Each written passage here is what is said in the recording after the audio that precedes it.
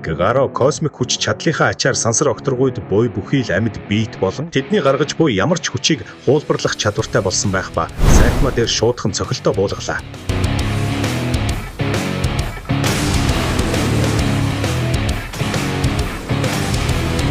Ийхүү Гагаро цохилт буулгах тутамдаа оргүй эзэн хааны цахилгаант бөмбөлгүүдийг гаргах бөгөөд гэхдээ илүү томоор илүү хүчтэйгээр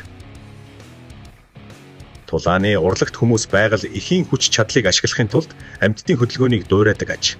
Үүнийг ашиглан Гагаро Сайтмаг хуулбарлаж дараалсан энгийн цохилтууд гисээр түүнүү дайралтууд явуулж эхлэхэд Сайтма яг адилханаар цохилтуудаа Гагаро руу явуулж эхэлдэг.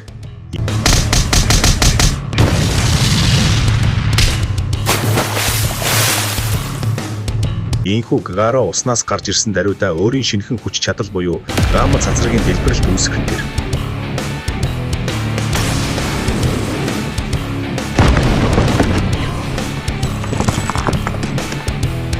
Эцэст нь Гагаро баатруудыг цөхрөлд хүргэх айдсын бэлэг тэмдэг болоод байлаа. Зорилгодоо хүрсэн тэрээр уйлж эхлэн бурханд талархахад Баан Гагарогийн өмнө гарч ирэх ба ямар нэгэн мангас өөрийг нь ийм болгосон уу хэмээн асуудаг. Баанг түүний өмнө гарч ирэхэд Гагаро түүнийг жинхэнэ Баанг биш гэдгийг мэдж байсан ба саналаас нь татгалзаж гарыг нь цохиод авчээ. Гэсэн ч гарт нь баг зэрэг хүрсэн хангалттай байсан ба бурхан өөрийнхөө хүчийг Гагарод хүчээр хүлээлгэн өгч хүн төрлөختнийг устгахыг хэлдэг. Гагароч түүний хүслийн дагуу тэнд байгаа бүхий л баатруудыг хороохоор шийдэх ба. Энэ нь бурхны биш өөрийнх нь хүсэл гэдгийг Гагаро хэлнэ. Харин Баанг Гагарод бурхан өөрийг нь тодорхой хэмжээгээр удирдах байгааг хэлэхэд Бласт гарч ирэн Баангтай санал нийлдэг. Гагарогийн гаргаж буй космик цацраг гэхэд л баатруудыг ухаан алдуулсан байх бөгөөд Бласт Гагарог эндээс холдуулан өөр хэмжээст ертөнц рүү шилжүүлэхээ хэлнэ. Гагаро бурхны саналыг өөрийн хүслээр зөвшөөрөөгүй учраас өөрийнхөө нэг хэсгийг авч үлдсэн байх ба үүнээс үүдэж бурхны хүч чадлыг бүрэн бүтэн аваагүй байна. Авсан байсан бол хэр хүчрхэг болох байсан талаар Бласт бодож байлаа. Гагарогийн баатруудыг бүгдийг нь хорооно гэдгийг нь сонссон Баанг эхлээд өөрийг нь алхаас хойш хаашаа ч явуулахгүй гэдгийг хэлдэг. Харин Гагаро багшигаа хороож дахиж нөгөө жаалыг харахгүй гэж шийдэхэд Жианос хүчээ шавхсаар Гагаро руу ороод ирдэг. Үүнтэй зэрэгцсэн Бласт хүчээ ашиглан хэмжээст их бууга явуулах ба Гагаро бултаж байхад нь дээр нь хаалга нээж урд нь гарч ирсэн Гагарог таталцлын хүчээрээ цохиод авлаа.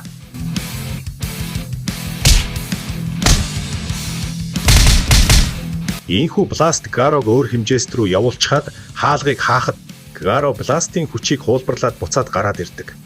Гарч ирсэн даруйдаа цөмийн дэлбэрэлт болон таталцлын хүчтэй нударгуудаа Бласт руу явуулахад тэрээр урдаа хаалгууд гаргаж ирснээр дайралтууд нь дээш тэнгэрт дэлбэрэх нь тэр.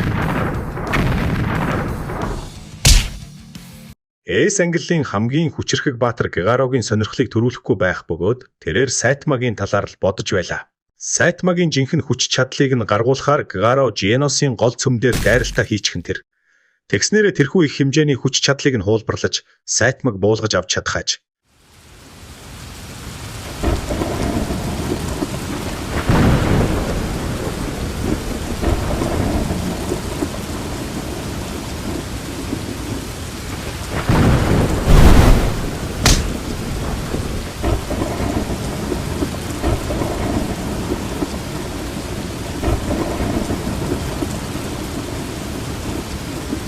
Ийхүү Сайтма хамгийн нухацтай буюу хүчрхэг цохилтоо ашиглахад Гагаро зөрүүлэн түүнийг хуулбарлаж Сайтма хэлбэрт ордог.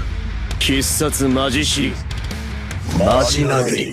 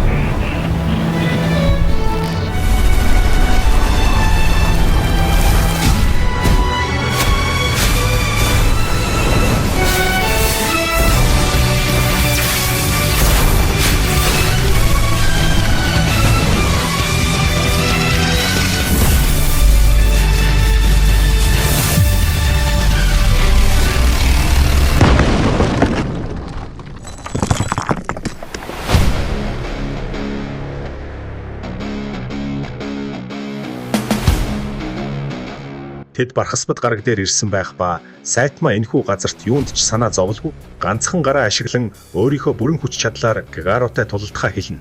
Учир нь тэрээр нөгөө гараа Женосын цөмийг алдахгүй байх тал дээр ашиглаж байлаа. Сайтмаг харсан Гигаро баг зэрэг сүрдэн тулаанаас зайлс хийж өөрөөсөө зайлуулахаар доор нь хаалга нээхэд Сайтма тэрийг нь өшөглөж хаяад Гигарог нэг сайн цохиод авлаа.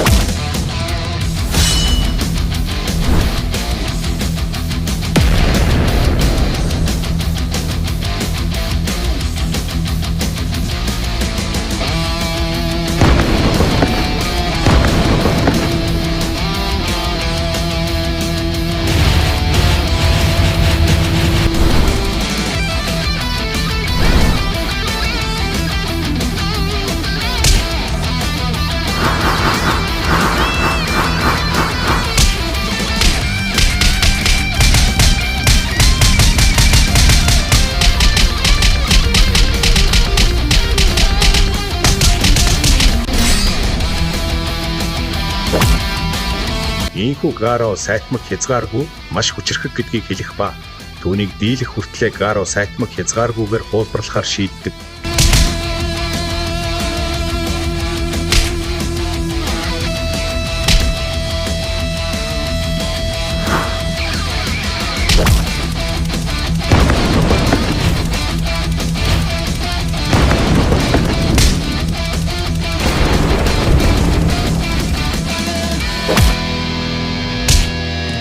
Гигаро түүнийг хуулбарлах тусам Сайтма илүү хүчрхэг болох бөгөөд Гигаро хүч нь нэмэгдэж буй тэрхүү хурдыг нь гүйцэж чадахгүй байлаа. Хүчрхэг дайсантай тулалдахдаа улам хүчрхэг болдог Гигаро хүртэл Сайтмагийн өсөлтийн хурдыг гүйцэж чаддаггүй ч Сайтмагийн өсөлт явагдахад хүргэсэн хүн ганц Гигаро байсан юм.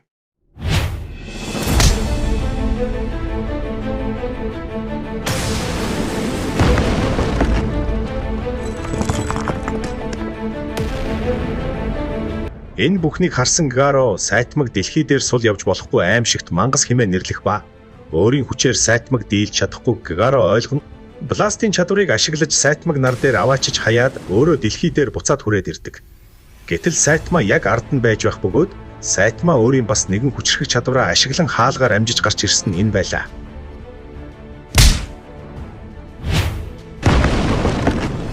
Ийхүү Гигаро Сайтмаг өөрийг нь хороохыг хэлэхэд Сайтма нөгөө жаалын эцсийн үгийг хүндэтгэж Гигарог дуусгадаггүй. Гигарогийн цацрагт туяанаас үүдэж тэрхүү жаал амиа алдсан нь энэ байлаа. Сайтма байгаа цагт өөрийгөө айдас цөхрөлийн бэлэг тэмдэг болж чадахгүй гэдгээ ойлгож мөн жаалыг хороосондоо Гигаро ихэд харамсан Сайтмагаас нэг зүйл гуйдаг. Маш амархнаар тайлбарлахад Сайтма Гигарогийн космик хүч чадлын ачаар өнгөрсөн цаг хугацаад хоромхон зуур буцан очих бөгөөд бүхий л тулаан эхлэхээс өмнөх космик Гигарог цохин авснаар Женос болон нөгөө жаал үхэхээс өмнөх цаг хугацаад очиж чаддаг. Өөрийнхөө зорилгоос хазайж бурхны хүслийг дагаагүй учраас тэрээр Гигарод өгсөн космик хүчээ буцаагаад авах нь тэр баатруудаар зогсохгүй тэдний эсрэг тулалдаж исэн мангасуудыг ч устгасан учраас тэнд буй баатрууд Гигарог яах эсхээ шийдэж байтал Гигаро байсан газраасаа алга болж нэг тийшээ яваад өгдөг. Харин Сайтма Женосыг гартаа барьсаар тэд гэртээ харьцгаалаа.